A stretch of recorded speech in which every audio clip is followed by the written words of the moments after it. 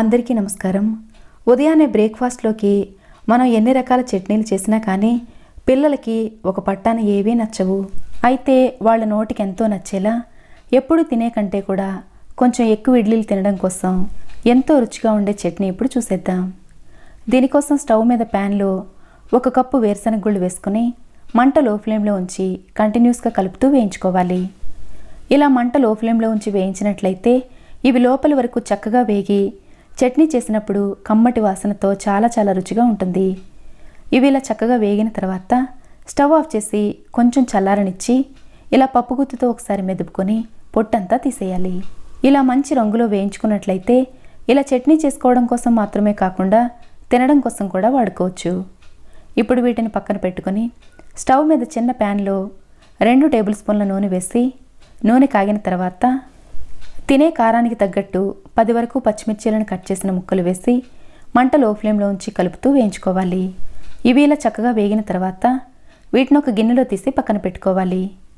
ఇప్పుడు చట్నీకి తాలింపు కోసం 2 ఎండుమిర్చీలను కట్ చేసిన ముక్కలు, 1 స్పూను ఆవాలు, 1 స్పూను పచ్చిశనగపప్పు, 1 స్పూను మినప్పప్పు వేసి ఇవన్నీ ఇలా చక్కగా వేగిన తర్వాత చివర్లో కొద్దిగా కరివేపాకు వేసి ఇది కూడా వేగిన తర్వాత స్టవ్ మీద నుంచి దించి పక్కన పెట్టుకోవాలి. ఇప్పుడు మిక్సీ జార్ తీసుకొని మనం వేయించి పెట్టుకున్న వేరుశనగ గుళ్ళన్నీ వేసి వేయించి పెట్టుకున్న పచ్చిమిర్చీల ముక్కలు, రుచికి సరిపడా ఉప్పు వేసుకున్న తర్వాత ఇందులో రేగుపండు సైజు అంత చింతపండు, చిన్న బెల్లం ముక్క వేసుకొని ఇదంతా ఒకసారి మెత్తగా గ్రైండ్ చేసుకోవాలి.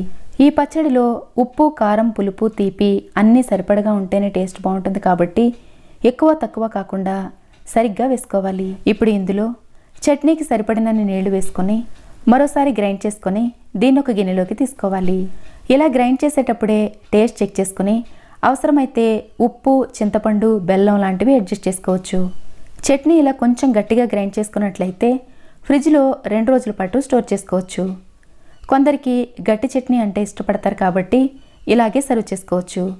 సర్వ్ చేసే ముందు మనం రెడీ చేసి పెట్టుకున్న తాలింపు వేసి ఒకసారి కలిపి సర్వ్ చేసుకోవడమే. అయితే ఇలా గట్టి చట్నీ అంటే ఇష్టపడే వాళ్ళకి ఇలాగే సర్వ్ చేయొచ్చు. కానీ ఒకవేళ చట్నీ కొంచెం జారుగా ఇష్టపడే వాళ్ళకి చట్నీలో కొద్దిగా నీళ్లు కలిపి జారుగా చేసి ఇలా కూడా సర్వ్ చేసుకోవచ్చు. గ్రైండ్ చేసేటప్పుడు జీలకర్ర, వెల్లుల్లి ఇలాంటివేమీ వేయకుండా చాలా సింపుల్గా చేసినా కానీ ఎంతో రుచిగా ఉండే ఈ చట్నీ మీకు కూడా నచ్చినట్లయితే లైక్ చేయడం మర్చిపోకండి. Thanks for watching.